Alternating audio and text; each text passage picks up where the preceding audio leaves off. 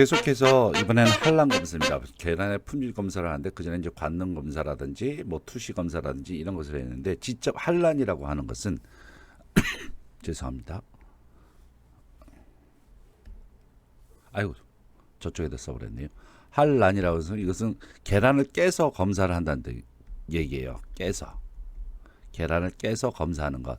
자, 거기에는 이제 남백 개수라고 하는데 이것은 흰자 개수라고도 얘기를 합니다.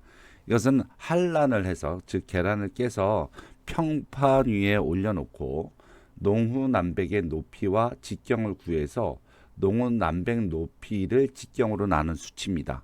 자, 여기에서 남백은 수양 외수양 남백이 있고 내수양 남백이 있고 농후 남백이 있잖아요.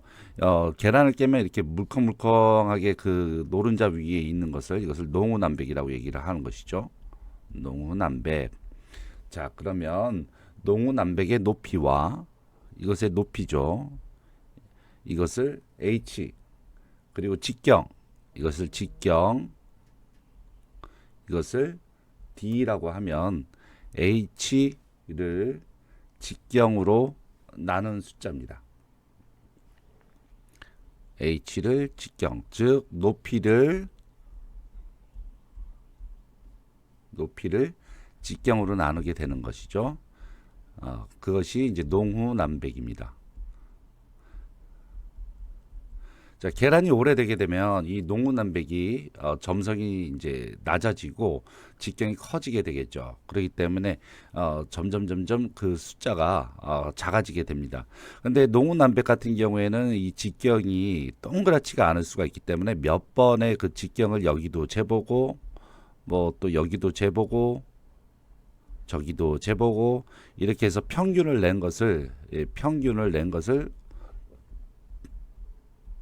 평균값을 집어넣는 것이죠. 그리고 이것도 이제 평균값을 넣어야 된다면 평균값을 넣어야 되고, 자, 보통 그 건전한 신선한 그런 계란의 남백 개수는 0.06 정도입니다.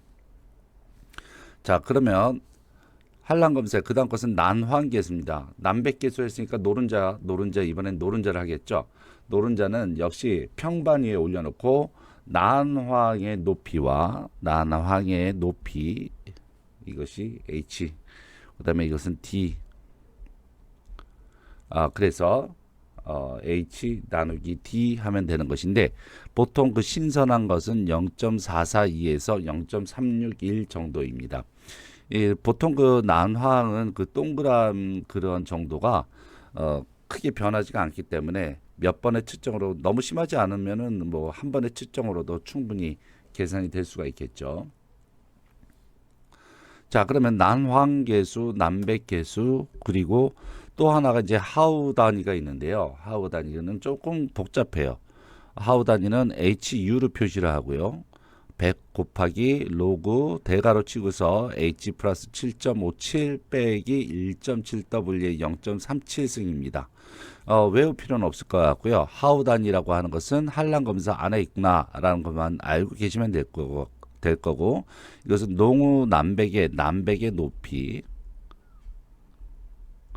그 다음에 이것은 난의 중량입니다. 즉 남백의 높이와 중량이 아무래도 그 신선란에 있어서 영향을 미치는 그런 요소 중에서 좀 제일 크다고 판단을 했기 때문에 이 남백 높이와 중량을 집어넣었죠. 중량은 감소된다고 얘기를 했고 남백의 높이도 감소되고 있겠죠. 보통 그 72 이상이면 A급, 그 다음에 60에서 72 요 사이면 B급, 그 다음에 40에서 60은 C급, 40 이하는 D급으로 표시를 합니다. 자, 그러면은 한란 검사 또 하나가 더 있는데요. 하나 더 보도록 하죠. 계란을 깨서 유리판 위에 놓았었을 때 남백 중심에 안정하게 위치되는 것을 1점, 그리고 바깥으로 위치할수록 이것은 10점. 그래서 그 사이에 점수를 매겨서 보는 것입니다. 자, 그러면은 이제 그 한란 검사는 몇 가지가 있었죠? 기억나시나요? 계란을 깨서 검사하는 것은 남백 개수, 난황 개수, 하우 검사, 그 다음에 난황 편심도 이런 것들이 이제 계란을 깨서 검사하는 것이다. 이렇게 일단 정리를 하시고요. 남백의 신선한 것은 몇, 난황의 신선한 것은 몇, 그리고 이것은 대충의 그런 의미를 알고 계시면 될 것 같습니다.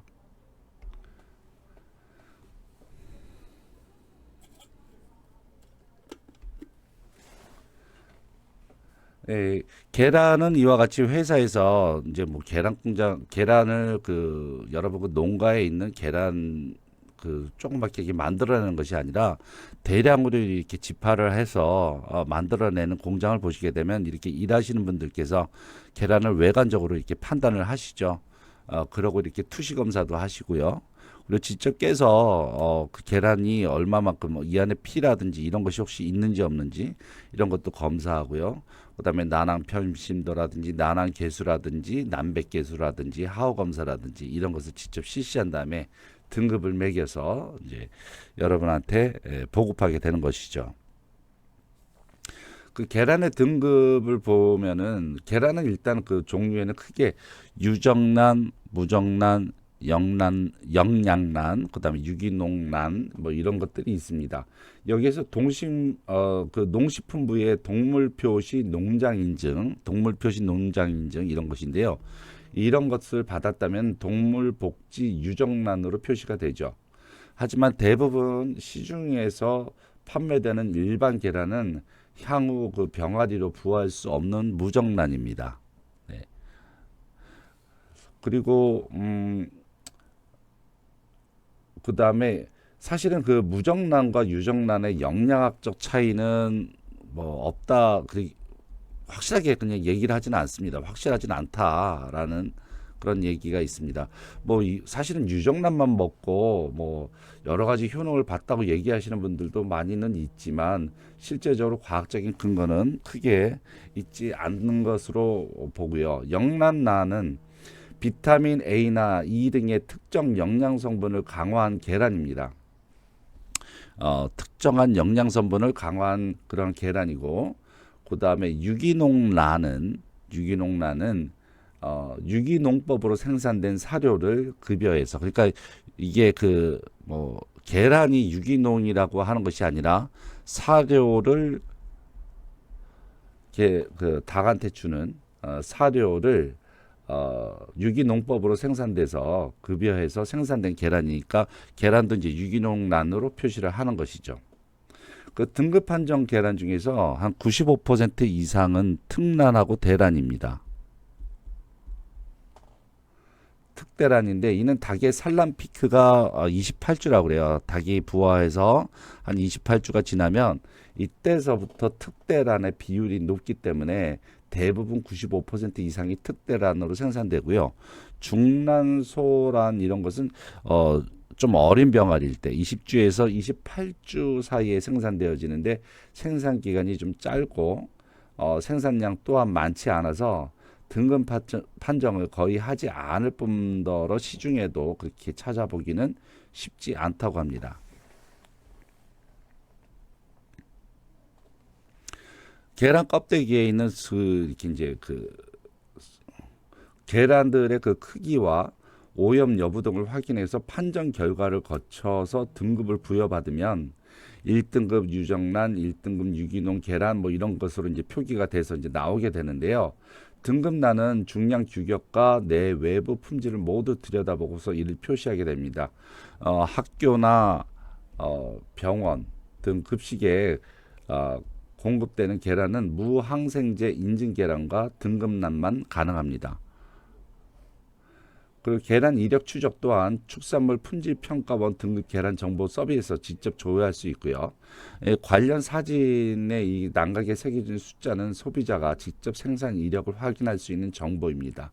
먼저 판정은 등급 판정을 받았다라는 표시이고요. 처음에 숫자 2개는 지역 번호를 의미합니다.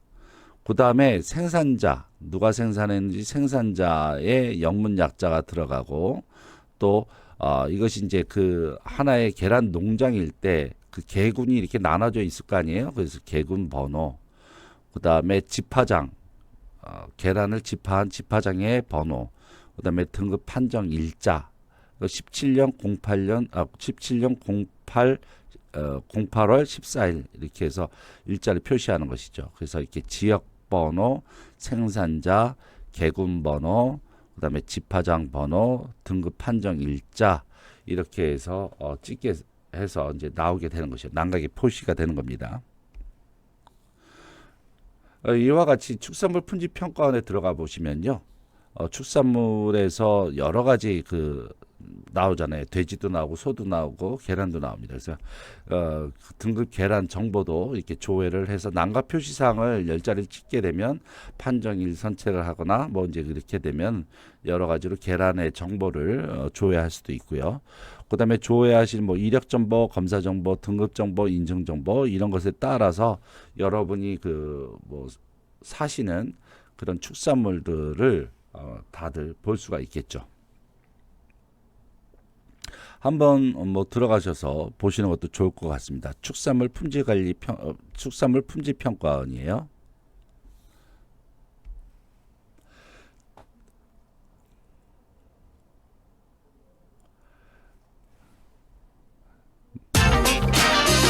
네, 이번에는 계란을 이용한 여러 가지 방법들을 좀 알아보도록 하겠습니다. 건조란입니다. 여기엔 전란분, 난황분, 남백분 이런 것들이 있는데요. 이것은 계란을 깨서 이것들을 가루로 낸 겁니다. 그래서 전란은 노른자와 흰자를 모두 다 가루로 내서 나온 것이고, 난황분은 노른자, 남백분은 흰자 이렇게 해서 나옵니다. 여기에는 이제 가공상에 주의할 점은 유리 포도당, 글루코즈죠. 글루코즈가 있게 될 경우에 건조 작업이 일어나게 되면 얘들이 색깔이 갈변이 나거나 불쾌한 냄새가 나거나 아니면 잘 녹지 않는 현상이 나기 때문에 먼저 당을 처리합니다. 탈당 처리. 그러니까 당을 뺀다는 뜻이에요. 당을 제거. 그 안에 있는 당을 제거하는 과정을 거치지 않으면 갈변, 불쾌치, 불용화 그러한 현상을 일으키게 됩니다. 그 다음에 탈당 처리는 주로 두 가지가 있는데 어떤 미생물을 이용해서 발효를 이용해서 탈당을 하는 경우와 아니면 글루코즈 옥시다제라고 하는 그런 효소로에 의한 탈당 처리 두 가지가 있습니다. 그래서 발효와 효소 이 두 가지 방법을 이용해서 탈당 처리를 합니다. 처리된 제품은 수분이 2% 그리고 산화 방지를 위해서 포장을 한 다음에 산소를 빼고 불활성 가스를 채우게 됩니다. 주로 이제 건조란들은 뭐 제과 제빵 이런 데 이제 사용을 많이 하고 계시는 걸로 알고 있고요.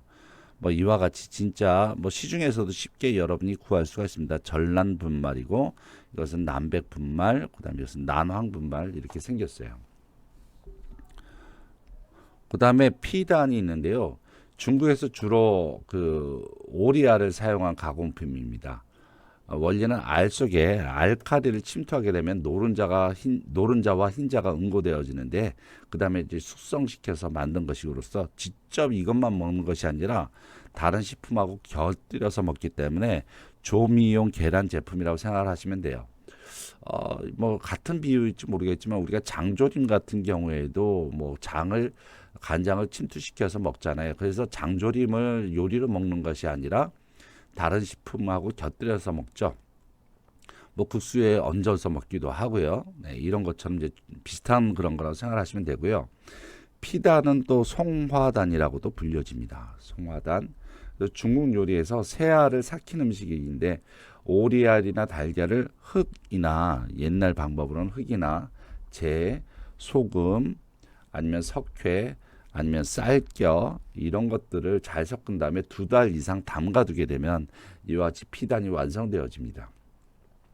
시간이 지나면 노른자 부위는 까맣게 이렇게 되고요. 흰자 부위는 투명한 갈색이 됩니다. 그래서 마치 젤리같이 이제 보이게 되는데요. 이것이 이제 어떤 느낌이라든지 맛은 좀 괜찮은데 보는데 약간 조금 생경하고 생소하고 좀 이렇게 색깔 자체가 음식 색깔이라기보다는 조금 음식하고 좀 거리가 있는 색깔이어서 이것도 이제 호불호가 많이 갈리는 식품이죠. 근데 요새는 중국집에서도 이 피단이 잘 나오질 않는 것 같아요. 그다음에 이제 대표적인 것은 이제 마요네즈겠죠. 난황의 레시틴 유화력을 이용해서 이제 고급 식용유, 식초, 겨자가루, 후춧가루, 소금, 설탕 등을 혼합해서 만들기도 하는데 가끔가다 이제 첨가물은 여러 가지 이제 맛을 독특하게 내기 위해서 다른 첨가물을 좀 집어넣기도 합니다. 이것은 이제 식초와 식용유 간에 서로 간에 섞이지가 않죠.